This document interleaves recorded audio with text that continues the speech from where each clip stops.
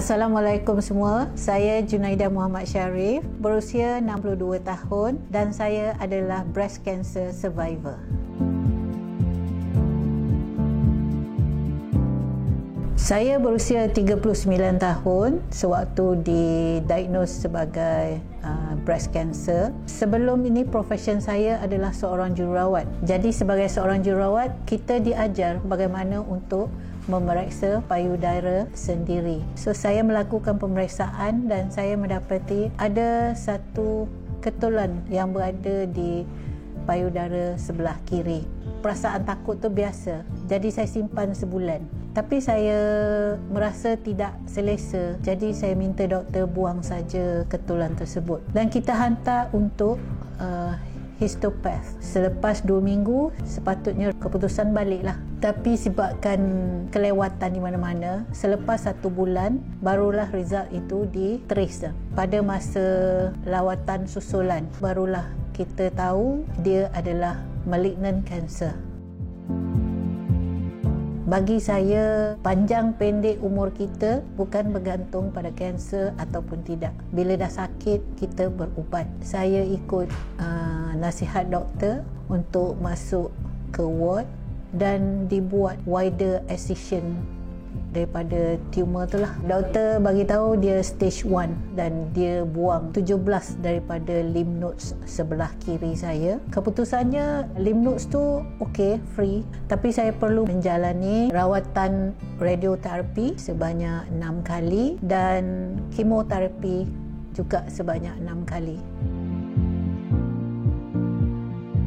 Pada masa itu, kemoterapi ni adalah saya rasa paling teruk sekali sebab dia bukan friendly sebagaimana sekarang. So rambut kita akan gugur, kulit kita akan hitam dan muntah tu dia sampai 2 minggu. 1 minggu tu saya tak bangun, tak tahu pasal hal rumah, pasal hal anak. Jadi semua diuruskan oleh suami saya lah. Sebagai seorang penyawat awam, kita dibagi cuti kanser selama 2 tahun. Saya ambil lebih kurang 1 tahun lah. Kita habiskan kemoterapi setiap 2 minggu sekali, so lebih kurang 3 bulan. Saya lepas tu menjalani radioterapi sebanyak 20 kali. Masa kita buat dia tak sakit, tapi selepas habis kali yang ke-20 baru kesan dia ada. Kita rasa payudara kita masak tau.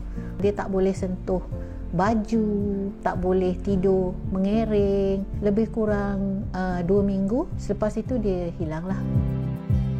Kanser ni bukanlah berhenti di situ. Saya relapse lagi pada tahun 2004. Setelah 2 kali ada kanser pada payudara yang sama, doktor menasihatkan untuk buat mastektomi. Setelah 3 bulan, ada lagi satu ketulan. Dia ada atas parut mastektomi tu, dia juga kanser. Jadi saya kena menjalani kemoterapi lagi sekali lah dengan ubat yang berbeza.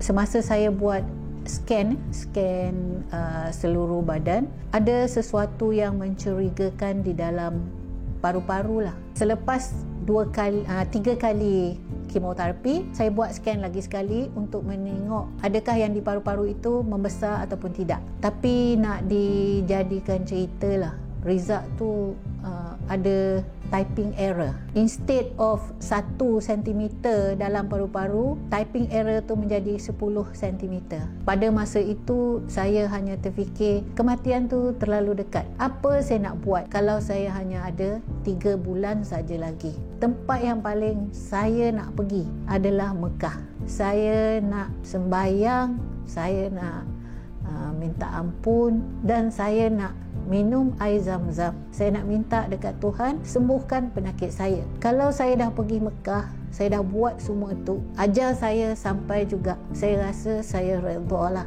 Selepas itu saya pergi jumpa doktor lah untuk review. Doktor tu pun tengok scan saya, bandingkan dengan yang dulu, baru dia kata saya rasa typing error. Filem lama dengan filem baru adalah sama, tak ada perubahan apa-apa pun. Selepas tu saya berazam untuk pergi buat haji. Kebetulan masa tu saya ada simpanan di koperasi di PPUM. Alhamdulillah, saya rasa dengan salahnya bacaan CT scan saya dapat pergi Mekah. Saya pergi dalam tahun 2005. Saya rasa apa yang kita lalui itu memang ada hikmah dia. Kalau tidak, tak tahulah, saya tak pergi lagi kot ke Mekah kan.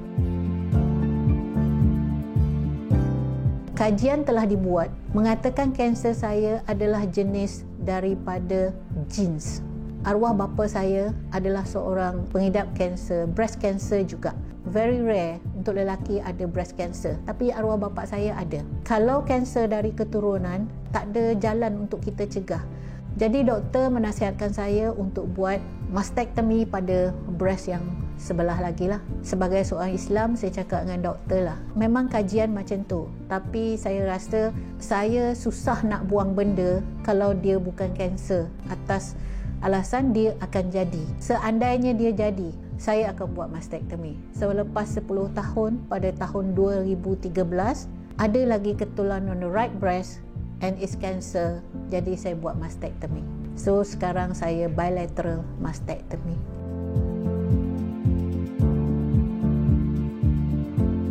Doktor cadangkan saya lepas right mastektomi untuk kemoterapi, sebab selepas 10 tahun dia rasa fasa tu habis, kita mula balik semula sebagaimana didiagnoskan kali pertama. Saya rasa saya ambil risiko sendirilah. Pertama kali saya dah pernah rasa kemoterapi tu macam mana. So saya rasa kanser tu juga dah rasa macam mana kemoterapi tu. Jadi saya rasa saya akan jalani hidup seperti biasa tanpa kemoterapi. Dari 2013 operation sampai ni 2021, saya masih follow up setiap 6 bulan dan CT scan setiap tahun. Alhamdulillah, sampai setakat ini usia saya 62 tahun, so far so good, tak ada apalah.